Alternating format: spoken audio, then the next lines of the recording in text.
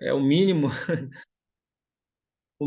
que nós deveríamos ler, porque na verdade a história da redenção ele é praticamente um resumo aí de patriarcas e profetas até o grande conflito. Então a gente consegue ter um panorama geral desde antes do Éden, né? Desde a rebelião de Lúcifer até quando estaremos, enfim, com toda essa história completa, terminada e sem esse mundo de pecado. Muito bem. Eu estou incumbido de dirigir, porém eu deixo aberto aí para vocês comentarem aqui a sequência do que a gente vai estudar. Não, não vai ter muita firula. Eu acho que o capítulo ele é bem esclarecedor. Eu vou apenas compartilhar aqui com vocês. Deixa eu ver aqui se deu certo.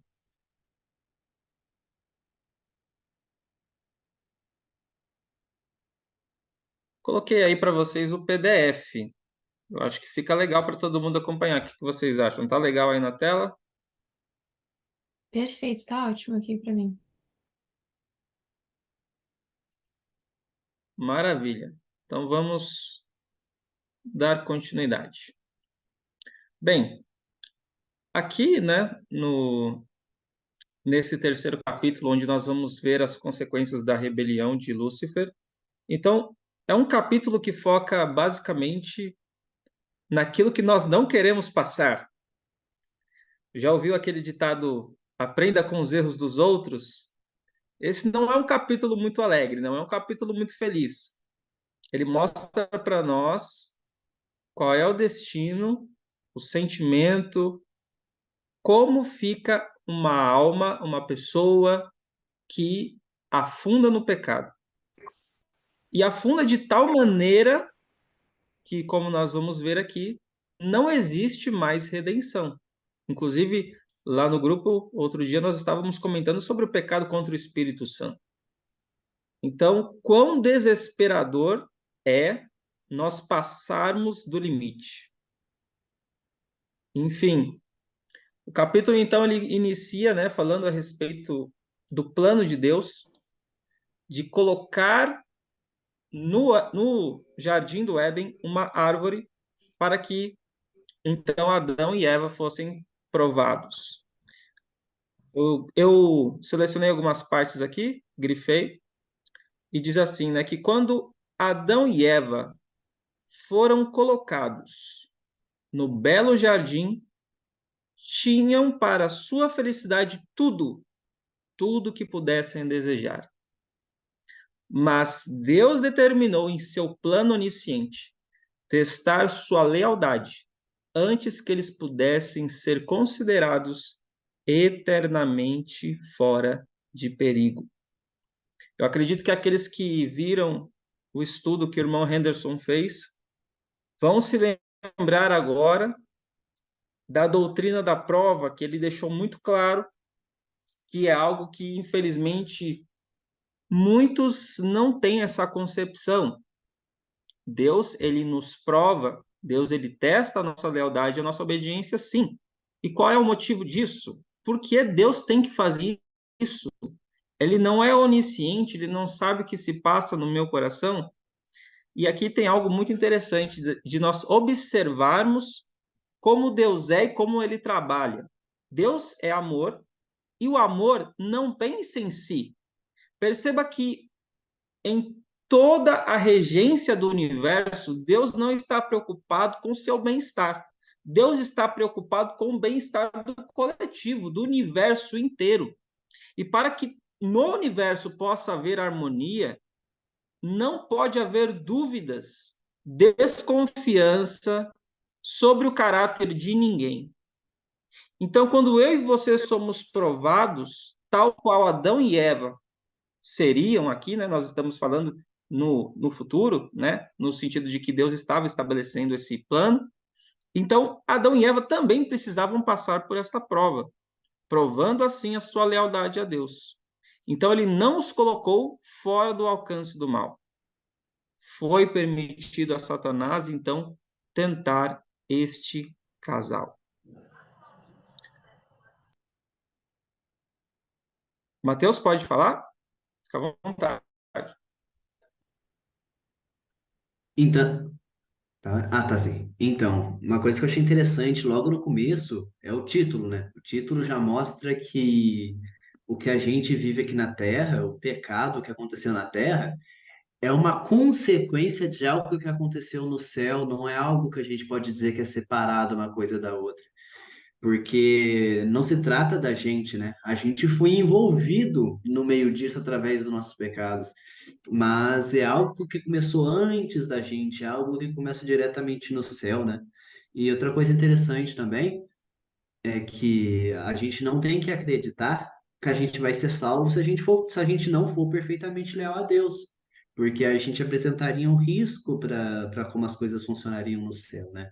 Então, se a gente acha que a gente pode ser salvo, que a gente pode ser participante da corte celestial, vivendo uma vida que a gente vive normalmente, então a gente deveria mudar de opinião o mais rápido possível, porque a gente vê que o próprio Abraão, que o próprio que tanto Adão quanto Eva tiveram que ser testados para ver se era fiel a Deus. Imagina a gente, então, como que a gente precisa ser testado?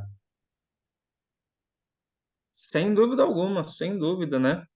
Muito bem. Então, outra coisa que a gente percebe também é essa característica de Deus de não impor. Deus não impõe. Deus quer uma lealdade voluntária. Ele quer que as evidências do seu amor, as evidências do que ele tem a oferecer sejam suficientes para cativar o nosso coração. Perceba, Deus primeiro, ele dá para Adão e Eva tudo que eles necessitavam: vida, um jardim, um local maravilhoso, felicidade plena, a possibilidade de crescer infinitamente, de se aperfeiçoar. Então a vida era maravilhosa. E Deus, né, dá essas evidências. Olha, isso é o que eu tenho a oferecer. Vocês querem continuar assim? Basta cumprir o trato, cumprir o combinado. E então Satanás começa a, né, fazer os seus planos. O capítulo vai começar a tratar, então, né, agora dos pensamentos, da condição de Satanás, como ele se sentia, né, após ter sido expulso do céu. Então, é muito. Eu acho assim que a gente tem que pegar esse capítulo não só com uma visão de procurar enxergar uma história onde a gente descobre como é que foi que aconteceu, mas procurando também trazer isso de uma forma prática para a nossa vida. Perceba que aqui vai descrever que Satanás, ele percebe que a condição na qual ele se encontrava tem um contraste muito grande. Aquilo que ele pensou que conquistaria, a suposta felicidade, a suposta alegria, não aparece. Ele começa a avaliar os frutos e ver que não valeu a pena. E algo também que chamou a minha atenção aqui é que diz que começou a chegar, né, a hora dos alegres e felizes cânticos de louvor a Deus, a hora dos alegres e felizes cânticos de louvor a Deus e seu amado filho chegara. Vocês prestaram atenção nesse detalhe? No céu tem horário para fazer o culto. Olha só, no céu tem horário para fazer o culto. Era a hora de começar o cântico. Não é a qualquer momento, tem hora. Tem hora para fazer o culto. E aí eu chamo a atenção para nós hoje. Como é que será que está hoje o nosso compromisso ali com o culto? Né? Eu lembro da minha época, quando eu era mais novo, né? Não que eu estou velho, mas também não estou tão novo, mas ali meus 7, 8 anos de idade, a gente chegava ali no sábado, 8h15, 8h30, para que tinha irmãos que chegavam ainda mais cedo. A igreja abria muito cedo e ficava ali pelo menos meia hora, 1 hora, só com cânticos. Então as pessoas chegavam mais cedo, iam preparando o seu espírito para adoração, havia um respeito pelo horário.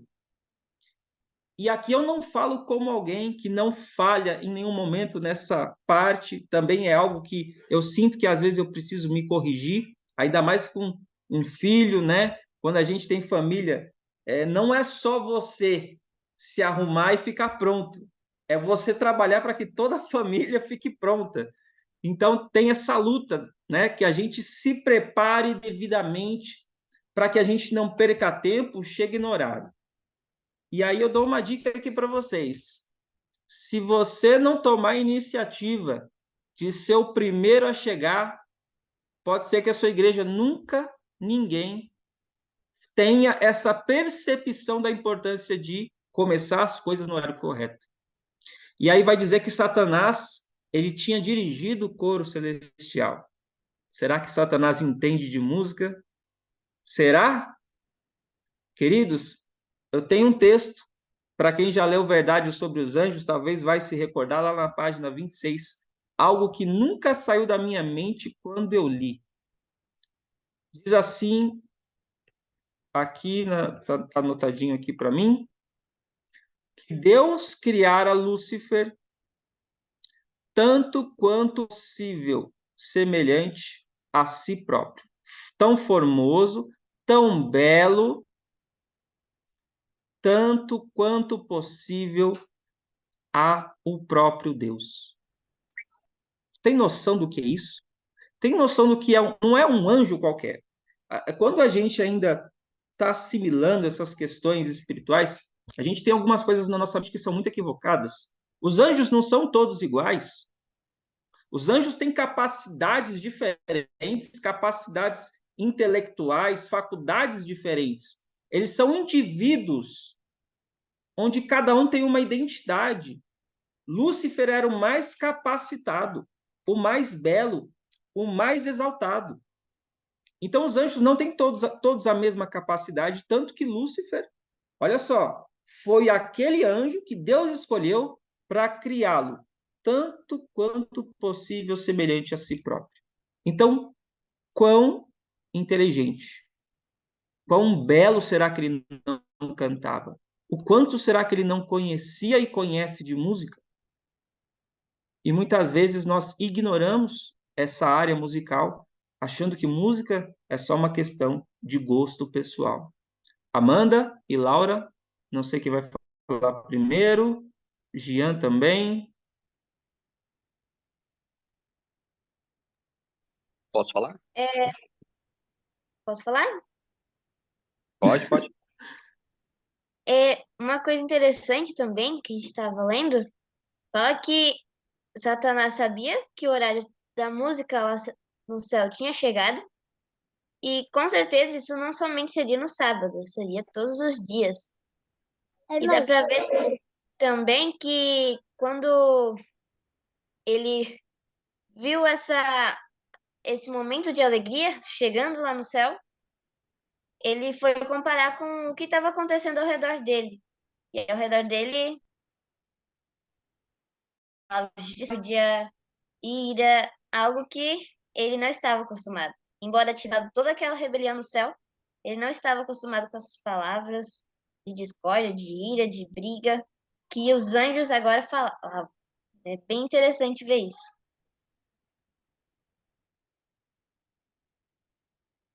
Gian?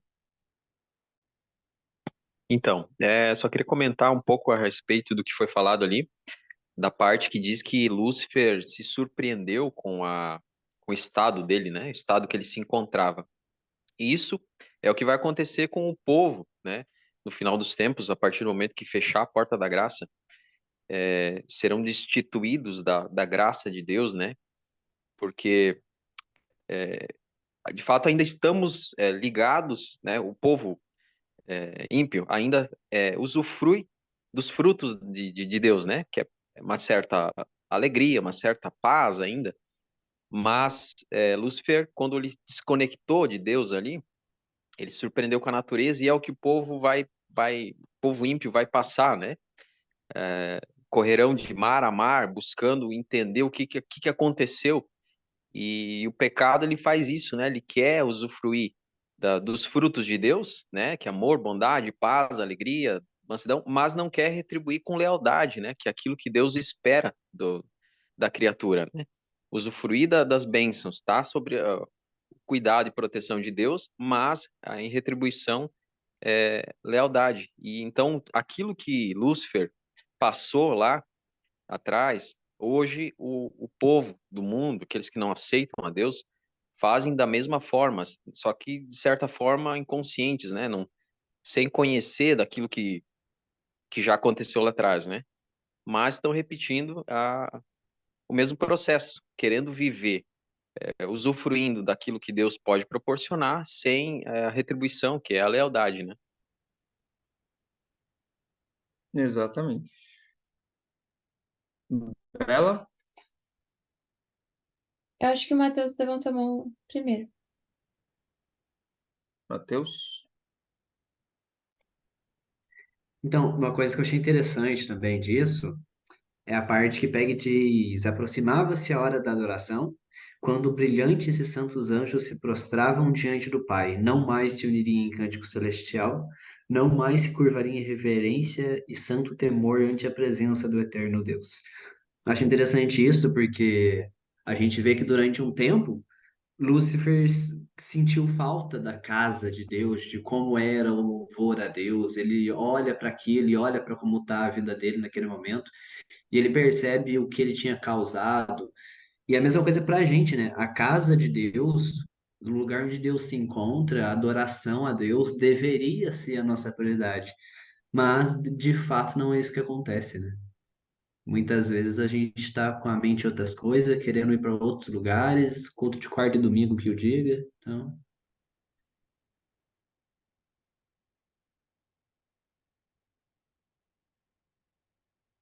Bela? A parte que eu achei interessante foi em torno aí do que vocês estão falando também, mas é que fala que Satanás tinha proposto, né, para os anjos, dito para eles que ele ia dar liberdade e em prol de um bem maior, eles fariam aquilo para que todos pudessem ser livres e mais felizes, né? Ele tinha prometido. Essas foram as propostas dele. Um reino diferente, onde eles teriam liberdade e ainda seriam felizes, poderiam fazer o que eles quisessem, enfim.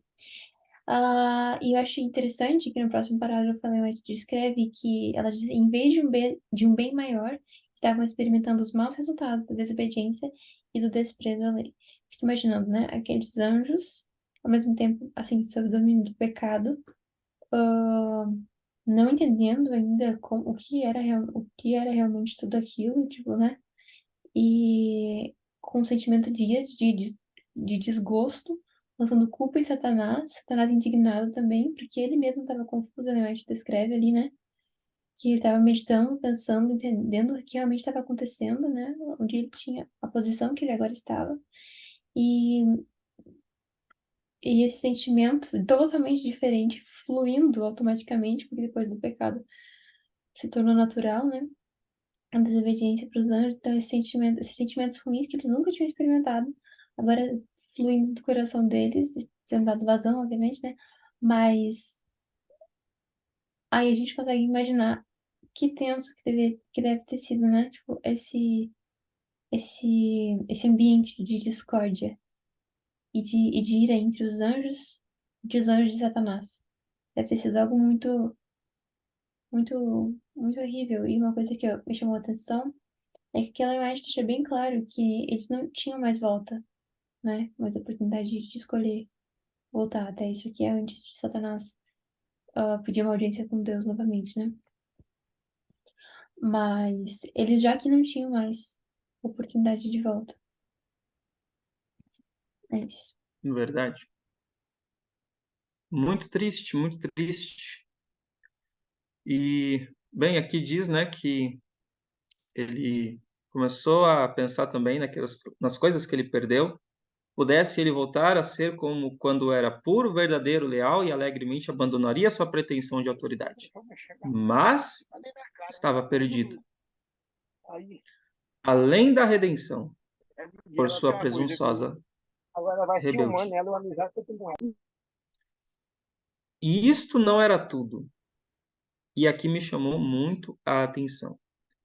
Ou seja, ele não causou apenas a própria ruína, mas tinha guiado outros à rebelião e à sua própria condição perdida.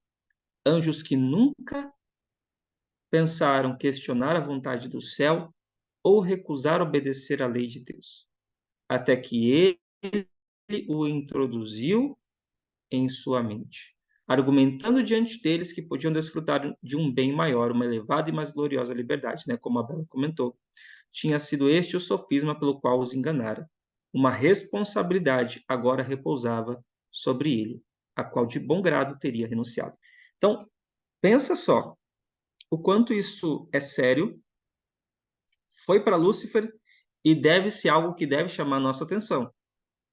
Ou seja, toda vez que eu consigo convencer alguém, toda vez que eu, mesmo que sinceramente, né? Porque aqui a gente percebe que, obviamente, Satanás, ele tem a intenção de enganar, certo?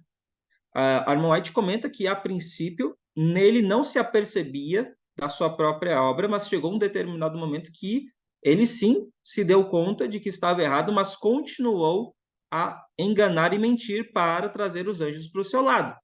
Agora, quando eu e você convencemos alguém, olha, eu acho que você está preocupada demais com a roupa que você está usando.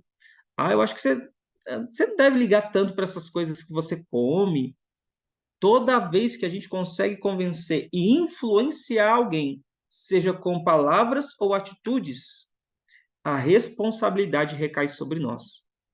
A gente precisa pensar muito bem no que a gente fala e faz e que convence outras pessoas, principalmente quando a gente sabe, porque vamos ser sinceros, a gente sabe e percebe quando Deus nos coloca numa condição onde a gente influencia outras pessoas.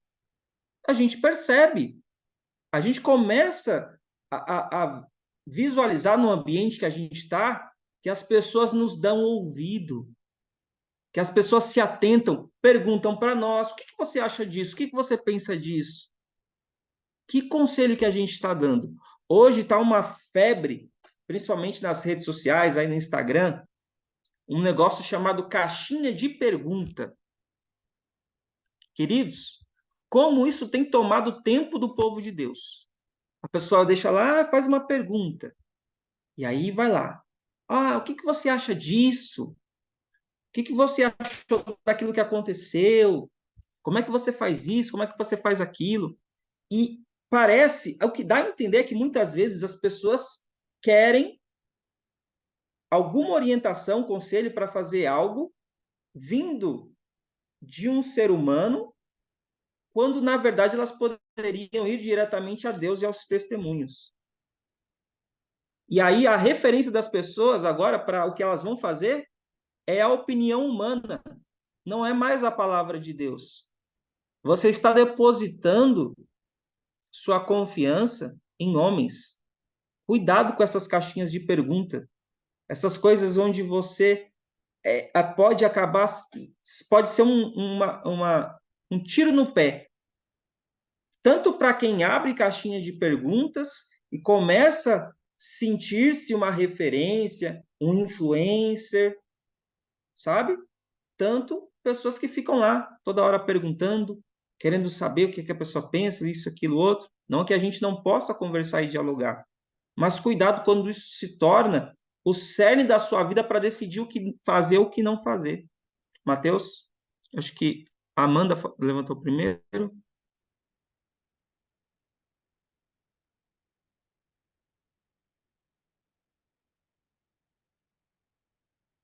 Acho que pode falar, Matheus. A Amanda acho que está ocupada. Tá certo, tá certo.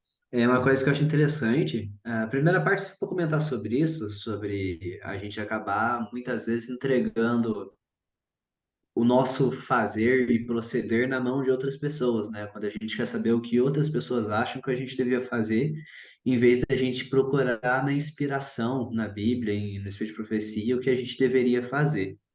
Mas uma coisa que eu achei interessante é aquela história, né? É mister que escândalos venham, mas ai daquele por quem ele vem. Então, é mais fácil, seria melhor a gente amarrar uma corda no pescoço, numa pedra e se jogar no rio do que fazer alguém pecar, né? Então, o cuidado que a gente tem que ter nas vestes, nas falas e no nosso modo geral de proceder deve ser extremo, deve ser extremismo.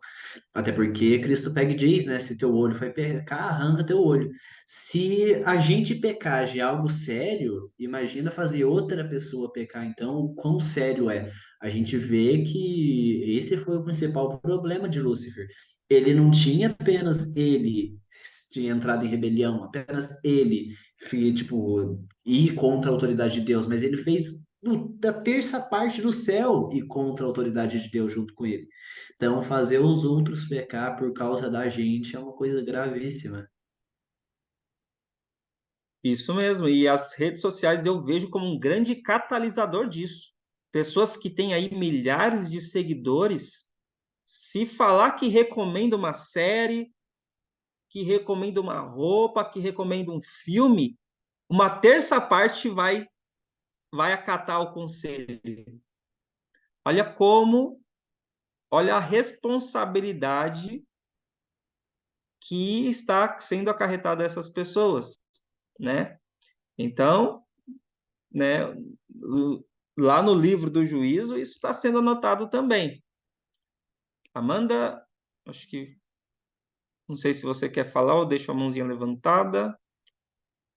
É Amanda e Laura, não sei quem é É, Amanda, não sei quem é Laura. é, Ah, bom, eu tá. gostaria de falar que dá para ver que quando, avançando um pouquinho, quando Satanás pediu para falar com Deus, na verdade com Cristo de novo, ele queria voltar para a posição que Deus tinha designado.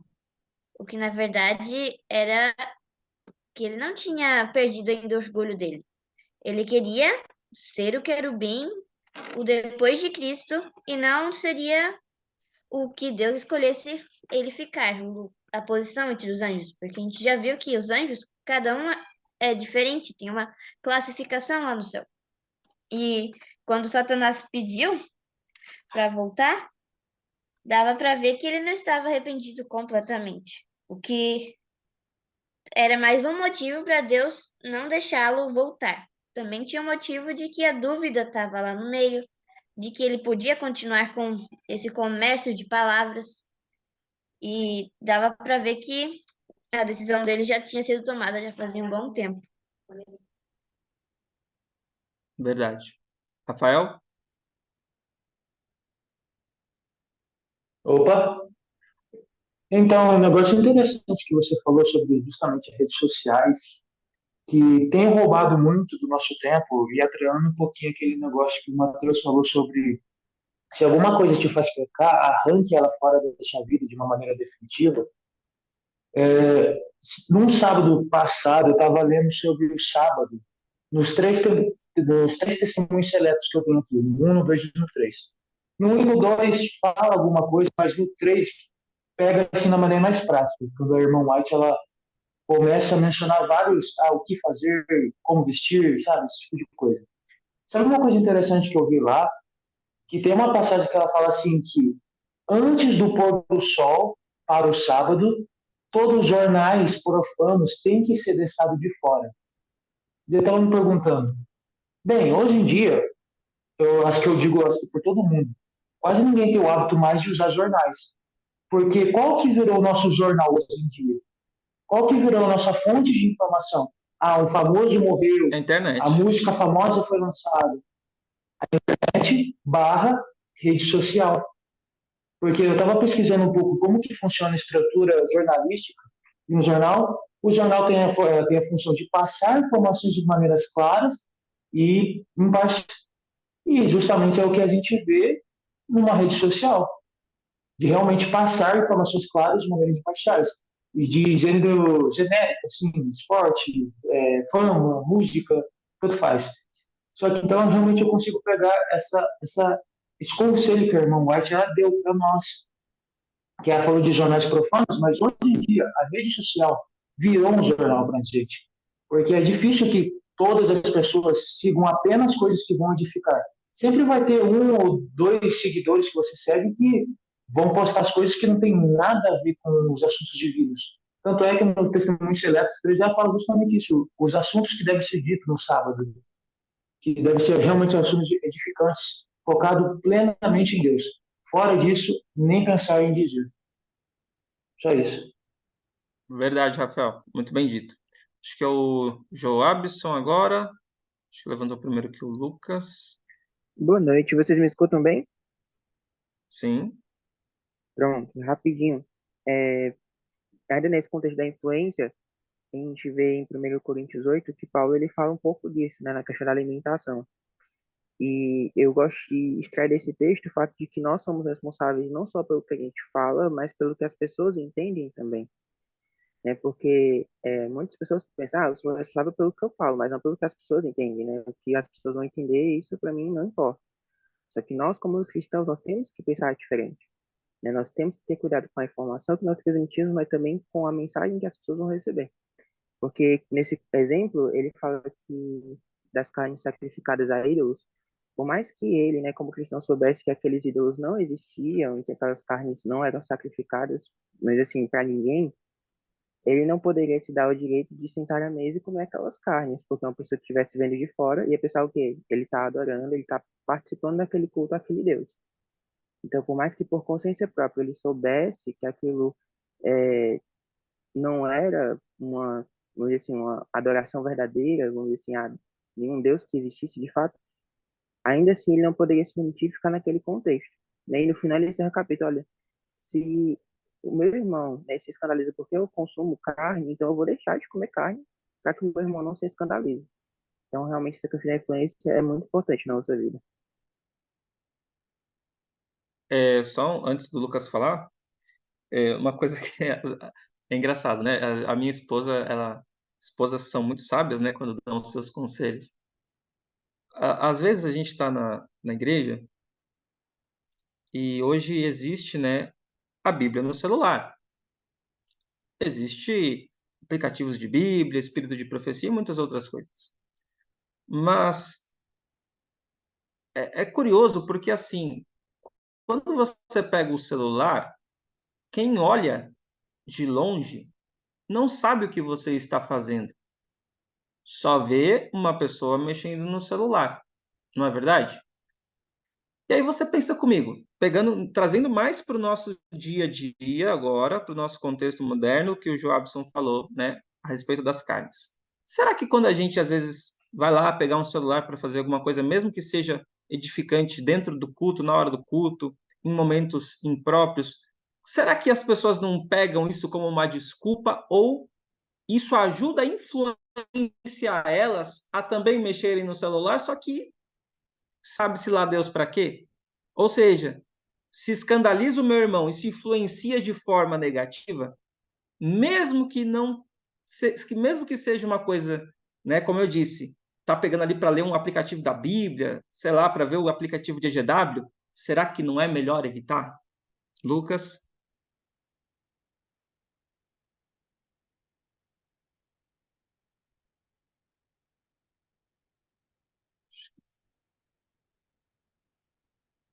Não sei se o Lucas foi ajeitar o microfone, foi pegar a Bíblia Oi, dele. irmãos, eu fui pegar a Bíblia aqui. Na verdade, eu ia comentar aqui um versículo que está no contexto. Eu lembrei assim, nessa perspectiva de Saul, né? E Saul, na verdade. E ele, da mesma forma, ele não se arrependeu do que ele tinha feito para com Deus, mas ele se arrependeu do que ele tinha perdido. E o próprio Satanás, ele, quando ele vai até Cristo, né? Ele não se arrepende por aquilo que ele, na verdade, fez contra Deus. Ele se arrepende porque ele perdeu a sua dignidade diante do reino. Então ele reflete, né? Ele faz a reflexão dele sobre isso. É algo que eu ia comentar.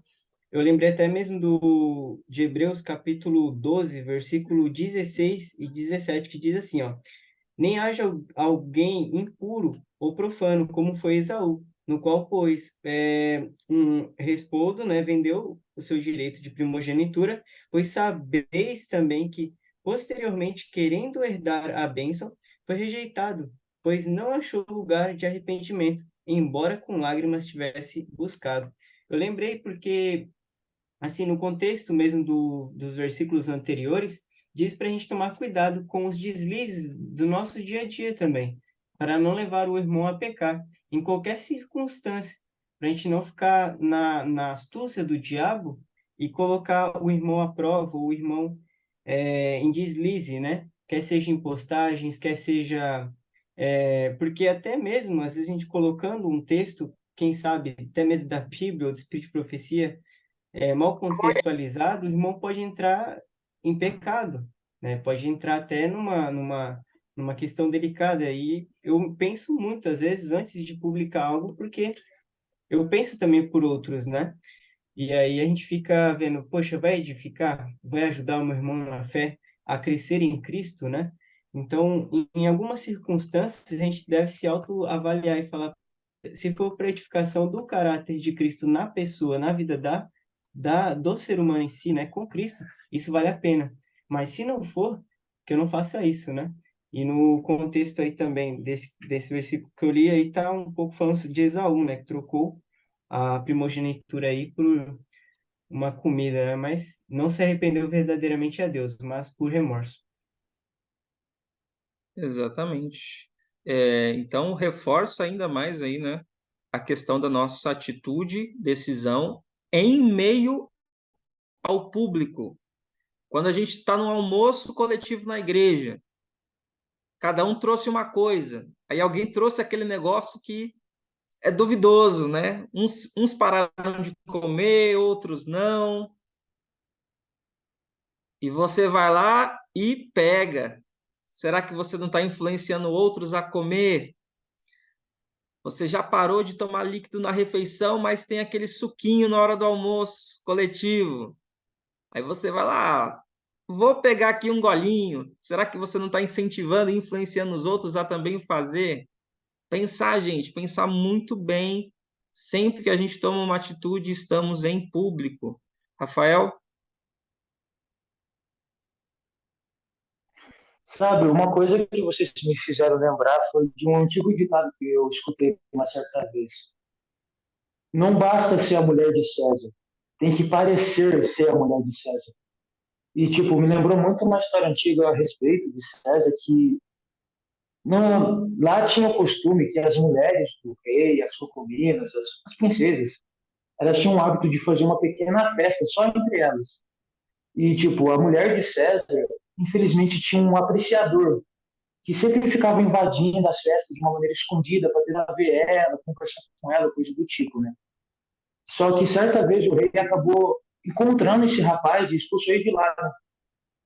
E daí ficou aquela situação tensa, né? De, pô, ele tá conversando aqui com a minha esposa, eu me separo dela, não separo dela. Só que, no fundo, ele sabia que ela não tinha feito nada com o rapaz. Ele realmente só estava conversando com ele e não tinha feito nada. Só que, mesmo assim, ele decidiu largar ela. E daí os conselheiros de César perguntaram, mas, rei, por que que você fez isso? Ela adulterou com o rapaz, ela fez alguma coisa errada? Só que a resposta dele foi muito interessante. A mulher de César não basta apenas ser, mas tem que parecer ser a mulher de César. Porque, afinal de contas, aquela mulher estava dando brecha, porque não tinha sido uma, não tinha sido duas vezes. Ela deu a oportunidade daquele rapaz conversar com ela. E, afinal de contas, a Bíblia pede para a gente fugir do mal ou fugir da aparência do mal. Claro que é a aparência do mal. Então, realmente, não basta apenas ser, tem que parecer. Muito bem. Lucas? Oi, desculpa, acho que a mão já estava levantada antes. Jabes, eu Tranquilo. posso dar uma observação também? Pode? Pode sim. Me chamou muita atenção, terceiro parágrafo, quando diz: sua felicidade acabara. Isso me chamou muita atenção, porque é o que todas as pessoas esperam e querem nessa vida é felicidade, né? Isso quer dizer que Satanás ele era feliz, mas acabou. Então a gente nunca pensa no sentimento, no que vai no coração dele, né? Mas acabou, não são mais felizes, é desespero, né? Conflito, discórdia. E eu vejo que essa mensagem é para nós também, porque nós ainda estamos em tempo de prova. A prova de Adão e Eva passou, mas nós estamos aqui. E muitos princípios as pessoas perderam, né? Princípios, ou não sei, diria a palavra certa, que antigamente as pessoas tinham pudor, tinham mais assim zelo. Quando eu era mais jovem, eu tinha aquele receio do juízo, eu tinha receio de perdição, de aquele sentimento, porque eu era católica, né? Mas as pessoas elas não têm mais temor a nada, nada nem ninguém, não pensam em salvação, não pensam em perdição, mas nós temos que pensar assim. Lógico que nós não podemos ser egoístas, mas isso é uma das coisas que me pesam muito na minha mente. Antes de eu me tornar realmente adventista, uma vez eu estava numa academia e a dona da academia começou a contar que numa boate era uma festa de Halloween, e aí começou a boate pegar fogo, e as pessoas pensavam que era uma brincadeira, no final morreu todo mundo. Eu saí de lá chorando, angustiada, porque eu ainda estava no mundo. Eu disse, Senhor, não me deixe eu me perder. E uma vez eu estava na igreja, a igreja adventista, e foi tocada uma música tão linda que eu senti a presença do céu ali baixou na terra. E eu disse, Senhor, não me deixe de fora do céu. Então, nesse momento, Satanás ele se encontrou fora do céu. E ele se angustiou, ele se desesperou. Você pode ver que na leitura diz que quando ele pensou em tentar Adão e Eva, ele temeu, ele se assustou, porque era um passo mais sério ainda. Mas aí os anjos vieram e disseram, não, nós estamos juntos, né? Junto com o mal. Então, que nós possamos refletir e aproveitar o tempo de graça que o Senhor está nos dando para que naquele último dia a gente não esteja de fora, quando não vai mais ter chance, né? Amém. Vão ter os que estão dentro da cidade e os que estarão fora, né? Que pela graça e poder de Deus nós possamos estar dentro da cidade. Amém. Antes de passar a palavra para o Gian, depois para o Amanda, depois para o Mateus, só quero avançar um pouquinho no texto, contextualizando aí o que vocês falaram, avançando no texto, porque está falando da rebelião. Então, ele tentou se reaver ao seu posto. Ele não queria qualquer lugarzinho, não queria ser faxineiro, não queria lavar o banheiro, ele já queria voltar logo para o posto que ele era antes, né? Mas diz que Jesus chorou. Cristo chorou vendo a condição da sua própria criatura, aquele que antes era tão exaltado, tão belo e perfeito. E diz que ainda viu que as sementes, olha aqui, as sementes da rebelião ainda estavam nele. As sementes da rebelião ainda estavam ali. Isso chama a minha atenção para a gente pensar o seguinte: quantas vezes, às vezes, a gente não chora, lamenta que foi para. Não, tô jogando, assim, chutando o pau da barraca, não é? No modo de falar que a pessoa que vai para balada sabe o que é certo, sabe o que é errado, e vai lá e dá algo errado, e aí lamenta que bateu o carro, que entrou numa briga, lamenta as consequências, lamenta o que deu errado. Mas será que a semente da rebelião ainda não está no coração? Será que quando a gente às vezes ainda pede perdão por algo, a gente não tem que reaver ali, examinar se ainda não tem sementes de rebelião? E eu creio que essas sementes de rebelião é o que Deus quer eliminar do nosso coração através dessa purificação.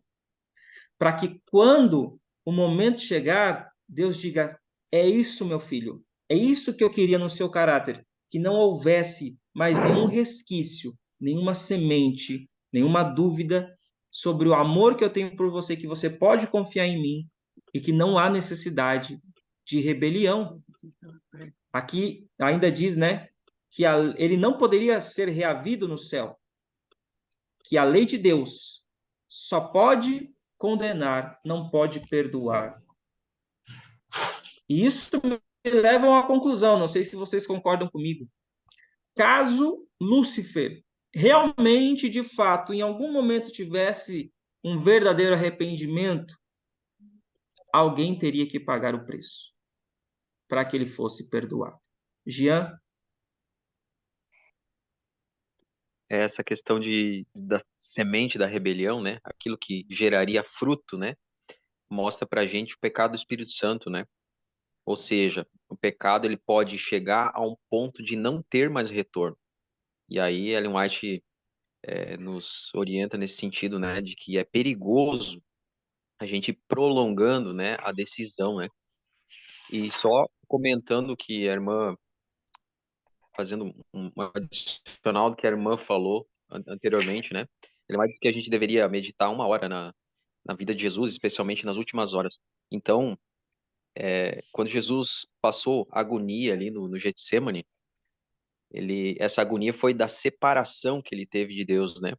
Algo semelhante àquilo que Lúcifer passou, que foi ter todos os atributos de Deus tirado dele. E aí na cruz ele grita, né, de angústia, né? Senhor, por que me abandonastes?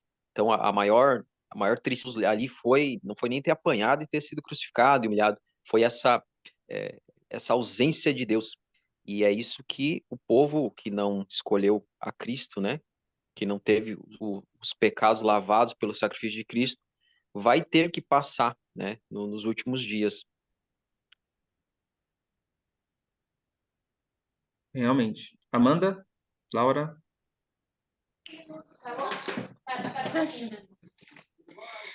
O que eu mais gostei, avançando um pouco, que Satanás, quando ele vai pedir para Jesus para entrar no céu, de novo, Jesus fica triste, eu percebo que não adiantava Satanás estar perto do céu, mas ele não estava dentro do céu. A gente tem que perceber isso também, né? A gente pode estar perto do céu, mas a gente não está dentro do céu. E é uma grande diferença chegar nos portais. Satanás via os anjos entrando e saindo, mas ele não entrava. Ele estava fora do céu, mas estava perto do céu. Então, a gente tem que tomar cuidado para não chegarmos a esse ponto, perto do céu, mas fora do céu. Pois é, e também falando um pouquinho que quando Deus disse que a lei dele podia julgar uma pessoa, mas não podia perdoar, também fala que Deus sabia que Satanás podia ainda continuar com murmúrio e também fala que depois que Satanás viu que a entrada dele para voltar para o céu não seria aceita, ele decidiu fazer de tudo para importunar os anjos celestiais. Ia ficar às portas do céu para incomodar, provocar. E também fala que ele queria destruir a felicidade para incitá-los à rebelião, sabendo que isto causaria tristeza no céu. Exatamente, tanto que Quando foi ele até não uma parte que eu podia grifei voltar aqui. à sua condição, ele queria trazer mais pessoas à sua mesma condição. E isso foi uma evidência de que ele não havia se arrependido. Então a comparação pode ser mais ou menos assim, né? Imagina aquele namorado que fez uma bobagem, aí vai ali para a namorada ou para o esposo, desculpa ter feito isso, eu não vou fazer de novo. E aí ela diz não. E aí quando diz não no sentido de que não vai perdoar, né? Mas o perdão precisa existir entre o ser humano, mas que não vai retornar, né? Não vou aceitar mais você como sendo meu cônjuge, não vou mais aceitar você como sendo meu companheiro. Eu te perdoo, mas não vou aceitar. E aí ele, não vai aceitar não? E aí quantos hoje que quando recebem um não acabam assassinando até a própria pessoa? Então que arrependimento é esse? Né? Então, isso foi mais uma evidência. Quando ele recebeu o não e viu que não poderia ser readmitido, aquela semente, então, então agora eu vou realmente botar para acabar com tudo. Não só comigo e os que já estão no mesmo buraco que eu, mas quem eu puder eu vou levar junto. Eu vou Jabes, importunar, eu vou incomodar, e foi Jabes, o que ele fez. na verdade, quando ele disse que queria voltar, ele não falou que poderia, aonde Deus colocasse, Jesus colocasse, ele ficaria satisfeito. Não, ele quis voltar para onde a posição que ele estava. Então, mostrou que ele não estava arrependido. Exatamente. Ele disse assim, aonde se eu fosse lixeiro, onde que eu for fazer? Mas ele não disse isso, entendeu? Infelizmente. Ele não reconheceu, né? O texto diz que ele não reconheceu a bondade de Deus, né? Então, muito, muito sério. Eu não sei quem levantou a mão primeiro. Tem o Jean, o Rafa e o Matheus. Foi o Jean, foi o Jean. Ah, não, o Jean baixou? Ué, se o Jean baixou, Pode é eu falar, pode. então. Ah, tá. Então, uma coisa aqui que eu achei interessante que eu vi e tudo mais, né? É porque pega e fala que Cristo chorou ante o infortúnio de Satanás, mas, resumidamente, Cristo chora, mas disse para Satanás que ele não podia voltar, porque não poderia ter nada no céu manchado de pecado e tudo mais, e poderia começar uma nova rebelião, né? Isso é o que Cristo vai sentir quando aquelas pessoas que tentou por própria força, através da justiça própria, vencer os pecados, não ir para o céu. Cristo vai pegar e falar para eles: eu sei que você achou que estava fazendo, tentou usar a tua justiça, o teu esforço, mas você é um risco para o céu, né? É um risco que você venha. Então, Cristo, ele sofre, vai sofrer outras vezes como ele sofreu com o próprio Satanás. E o interessante, Matheus, é que quando a gente usa esse conceito risco, o risco nesse sentido é praticamente uma certeza. Porque quando diz que havia ainda sementes da rebelião no coração, é porque essa semente, em algum momento, ela germina. Por isso que no nosso coração tem que ser eliminada a semente da rebelião. Tem que ser eliminada.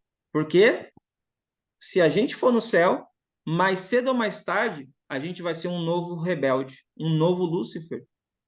Rafael? Opa, só um segundo, vou ter que sair aqui do meu cantinho. Não, mas em relação à sua indagação do início, só você consegue lembrar qual que foi que você tinha falado sobre anjos que eles teriam que receber o sacrifício também? Isso?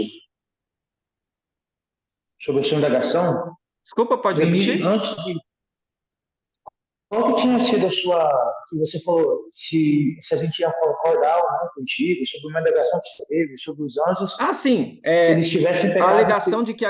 eu falei da questão, né, de que aqui diz que a lei podia somente condenar, a lei não pode perdoar, certo? Então, isso é uma coisa assim muito complexa, eu não pretendo delongar isso daqui, mas é um assunto que eu já tentei conversar, dialogar com algumas pessoas, se porventura, de alguma maneira, o sacrifício de Cristo, ele também não diz respeito, em algum sentido que eu não sei explicar muito bem, àqueles anjos que se rebelaram, mas se arrependeram. É um exemplo. O caso de Lúcifer é muito específico, porque a irmã White diz que ele teve todas as evidências do amor de Deus. Ele não tinha nenhum tipo de desculpa. Mas, assim, hipoteticamente falando, se porventura houvesse arrependimento verdadeiro no coração de Lúcifer, hipoteticamente falando, tá? De alguma maneira, teria que alguém pagar o preço. Não sei se vocês concordam comigo. Por quê? Porque a lei não pode simplesmente perdoar. Pensa, o céu, existe, o pecado foi manifestado, a rebelião aconteceu. Deus não poderia simplesmente readmitir Lúcifer ou qualquer anjo rebelde sem que houvesse pagamento pelo pecado, porque a lei só pode condenar e não pode perdoar. Então, eu não quero que isso seja o cerne aqui, senão talvez se delongue muito, mas é algo que passa pela minha mente, né? Não sei se vocês gostariam de comentar ou falar sobre isso. Jabes, nós lemos no início, acho que foi no primeiro capítulo, que alguns anjos tinham sido enganados, depois eles se arrependeram e voltaram. Então, a condição dos anjos de Satanás é diferente do ser humano. O Espírito de Profecia diz, mas eu não estou lembrando o texto, porque Lúcifer, não é? Ele viveu na visível presença de Deus, e nós não. Nós fomos enganados, Adão foi enganado, né? Ele não estava ali vendo. Mas, Tem essa diferença. Então, muitos Jabes, anjos, né, nessa rebelião, eles se arrependeram lá e eles voltaram, entende? Alguns não, mas alguns voltaram. E a gente leu que Jesus insistiu, conversou com ele lá antes daquela guerra que houve no céu, antes. Insistiram, insistiram, mas aí Satanás ele não quis voltar atrás. Rafa ou Jean, quem vai primeiro? não, Só só terminando um pouco. Pode falar, pode falar. Tá. Só para complementar o que a irmã falou, né? Tudo que a gente estuda é um paralelo com a nossa realidade hoje, né? Então, houve lá no céu a rebelião, então Satanás começou a fazer fofoca, e então isso se estendeu, de certa forma, por tempo, né? Ele teve que convencer ali uma quantidade de anjos, que foi quase metade, né? Então, comparado à nossa vida hoje, que a gente tem um período de tempo para aprender, e lá no céu foi assim também. A rebelião ocorreu lá no céu de forma assim que Deus permitiu que aquilo se estendesse até chegar o momento de decisão, né? Que houve ali um esclarecimento, que consideramos aqui como o fechamento da porta da graça.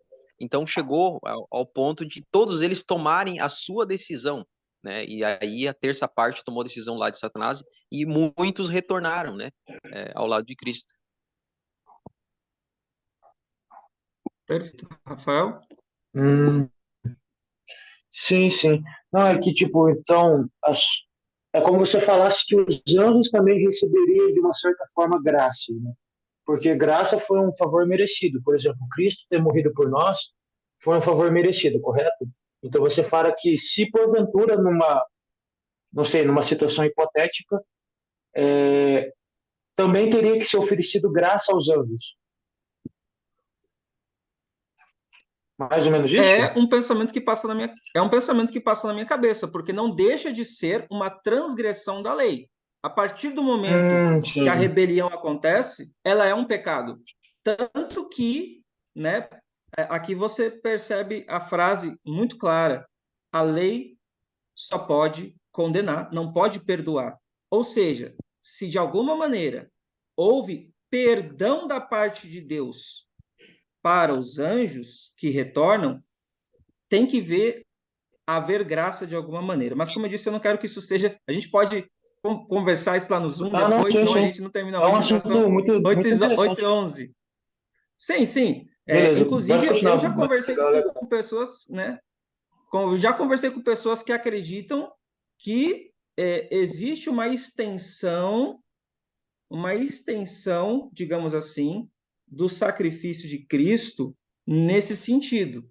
Não que ele foi exatamente para isso, mas que Deus, na sua onisciência, ele já coloca tudo, né, junto ali. Mas, enfim, muito bem. Eu quero focar agora aqui nessa questão, para a gente finalizar, que Satanás, então, começa a fazer os seus planos, e uma coisa muito importante que alguém comentou aí, não lembro quem, que Satanás estava meio assim indeciso, será que eu vou mais fundo no poço? Será que eu não vou? Será que eu incito Adão e Eva ou não? Gente, olha que interessante. Ali ele já estava perdido.